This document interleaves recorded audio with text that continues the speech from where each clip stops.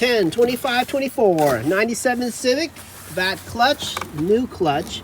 It's called Luke. Part number, where's the part number?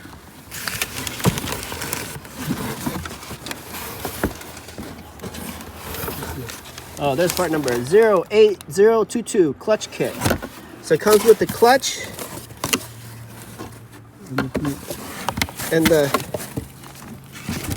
pressure plate, and there's your clutch right there. Yeah. And so this is the guide, another bearing in the middle, and so the idea is to put a stick across, hold this engine, and then drop the transmission down and put that in there. So it'll be like this. There's a block, and this is the clutch in the middle. So once we want to get this clutch out, we gotta take this guy and come out and then down. And then this guy needs to be supported with the stick across to hold this engine here. And then once that happens, then we can put all this stuff in. Now the only other thing is there's going to be a flex plate, I believe. Something similar to a flywheel.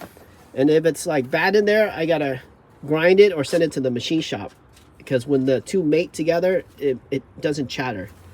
And so that's that. All right.